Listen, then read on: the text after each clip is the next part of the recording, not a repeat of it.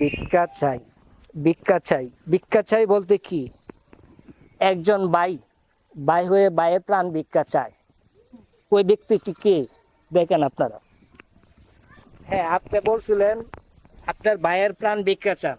ও আমার ভাইয়ের প্রাণ ভিক্ষা মূলত চায়। আপনার ভাইয়ের হয়েছে কি? অনেক বড় ধরনের রোগ হয়েছে। বড় ধরনের রোগ হয়েছে। এই কি মেডিকেল রিপোর্ট? জি মেডিকেল নিছিলেন? দেখি হামিদ মেডিকেলে নিছি। হামিদ মেডিকেল। আর কোন মেডিকেল নিছে? শহীদ নজরুলে। সৈয়দ নজরুলে। শহীদ নজরুল থেকে রাখলো না, না রাখলে নিছে আবার বক্ষবিধি মেডিকেলে। বক্ষবিধি মেডিকেলে। এই মেডিকেল থেকে রিটার্ন নিয়ে আসছে? রিটার্ন নিয়ে আইছি। এখন মনে করেন অনেক টাকা লাগে, আমি তো থাকতে পারি নাই। 30,000 টাকা নিয়ে গেছিলাম, 10 দিনে শেষ। 30,000 টাকা 10 দিনে শেষ।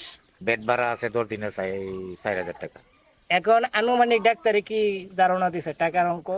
ধারণা মনে করেন এই রোগটা বাঁচাইতে গেলে যে সার্জারি করা আছে, যে সার্জারি খুলতে গেলে প্রায় আরো মাসে 1-1.5 মাসের টাইম। এর ভিতরে হেরে সুস্থ করিয়া অপারেশন করতে হইব।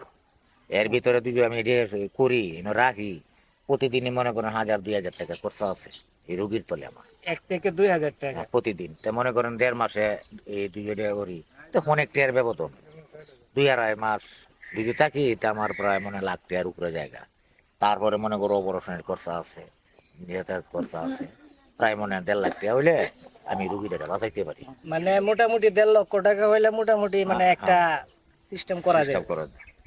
তো এ হচ্ছে বিকাশ নাম্বার, এ হচ্ছে বিকাশ নাম্বার। আর বিশেষ করে আমাদের কন্টেন্ট জগতে যারা আছেন, অনেক বড় বড় সিনিয়র পার্সন আছেন, যেমন আমাদের কিশোরগঞ্জ বিখ্যাত নাম করছে মানবিক কাজের দিক দিয়ে আমাদের রাব্বি ভাই, ময়মনসিংহের নাম করছে হানিফ ভাই 11, তাছাড়া নৌসন্দি নাম করছে কিবরিয়া ভাই।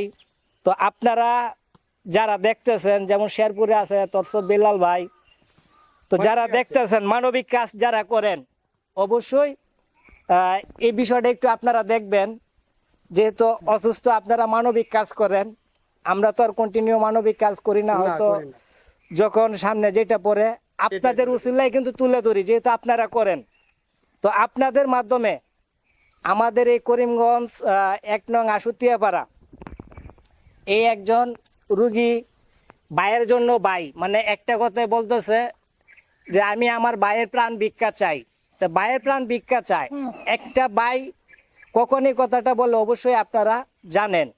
যেমন বয়েজ অফ সাইদের বিষয়টা নিয়ে আমরা অনেক কিছু করলাম, যতটুকু পারছি করছি। এখন হয়তো ইন্ডিয়াতে ঘুরে নিয়েছে, এটা হচ্ছে তাদের ব্যর্থতা, টাকা লাগে তাদের ব্যর্থতা। যাই হোক, এখন সাইদ ভাইয়ের ক্ষেত্রে কিন্তু আমরা প্রায় 35 লক্ষ টাকা কালেকশন করতে পারছি কন্টেন্ট জগতে যারা আছি।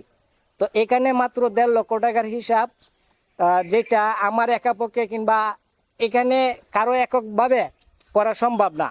যদি আপনারা সকলেই সাহায্য সহযোগিতা করেন, তো যে যেরকম পারেন, যেমন 10 টাকা, 20 টাকা, 50 টাকা, 100 টাকা, 500 টাকা, এক একজনের সামর্থ্য অনুযায়ী তার বিকাশে দিয়া, কিংবা সরাসরি যদি কেউ আসতে চান, তাহলে এটাই বললাম যে কিশোরগঞ্জ জেলা করিমগঞ্জ থানা 1 নং আশুতিয়াপাড়া, এখানে আসবেন।